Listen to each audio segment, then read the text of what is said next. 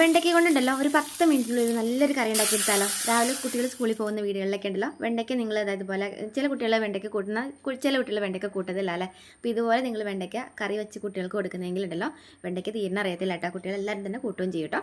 അപ്പോൾ ഇതുപോലെ ഒരു 5-6 വെണ്ടയ്ക്ക ഉണ്ടെങ്കിൽ ഇതുപോലെ ഒന്ന് നുറുക്കി ഒന്ന് പീസ് കഷ്ണങ്ങളായിട്ട് എടുക്കാം കേട്ടോ. പിന്നെ നമുക്കുണ്ടല്ലോ ഇതിൻ്റെ കൂട്ടത്തിൽ ഒരു 1.5 സവാളയോളം ചെറുതായിട്ടൊന്ന് കുനുകുന അരിഞ്ഞ് അത് എടുത്ത് മാറ്റി വെക്കണേ.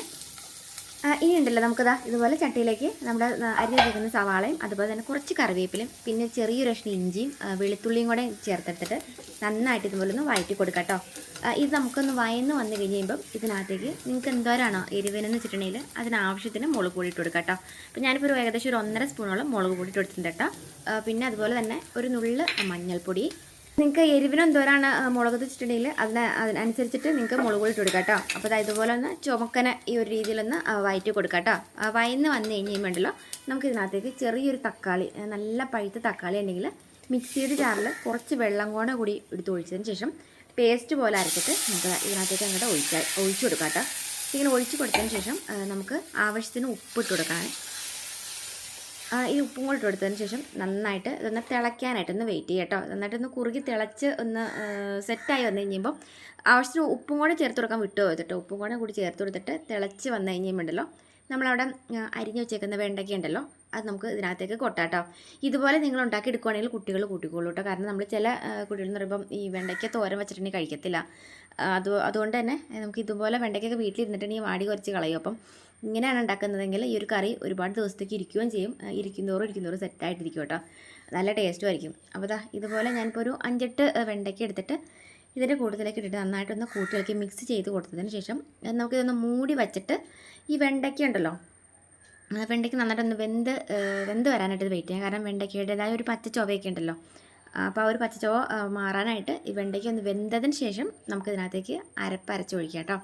അരപ്പരച്ച് ഒഴിക്കുകയെന്ന് വെച്ചിട്ടുണ്ടെങ്കിൽ നമുക്കിതിനകത്തേക്ക് ഒരു കുറച്ച് തേങ്ങ, ഒരുപാട് തേങ്ങ വേണ്ട, നമുക്കൊരു കുറച്ച് തേങ്ങയും അതിനകത്തേക്ക് തേങ്ങയിലേക്ക് കുഞ്ഞ് ജീരകം ഉണ്ടല്ലോ, ഈ നമ്മൾ വെള്ളം തിളപ്പിക്കുന്ന ചെറിയ ജീരകം അതും കൂടി ചേർത്ത് കൊടുത്തിട്ട് അരച്ചിട്ട് നമുക്കത് അതിനകത്തേക്ക് ഒന്ന് ഒഴിച്ചു കൊടുക്കാം കേട്ടോ.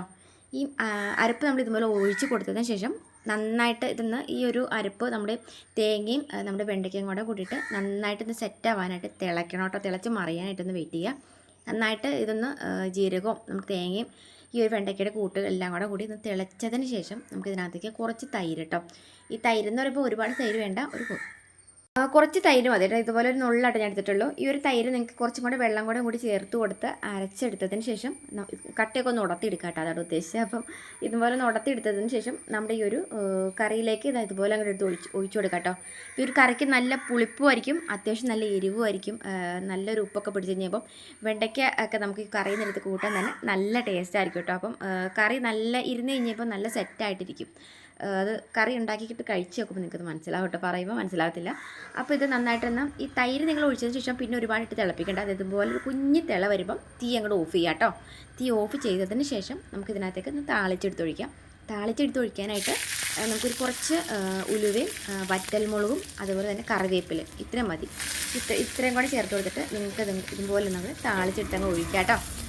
അപ്പോൾ ഇതുപോലെ അങ്ങോട്ട് താളിച്ചിട്ടങ്ങ് ഒഴിച്ചോ കേട്ടോ. നല്ലൊരു കറിയാണേ. അപ്പോൾ രാവിലെ തന്നെ നിങ്ങൾ ഇതുപോലെ ഉണ്ടാക്കിയെടുക്കുകയാണെങ്കിൽ കുട്ടികൾ സ്കൂളിൽ ചോറിന് കൊടുത്തുവിടാം.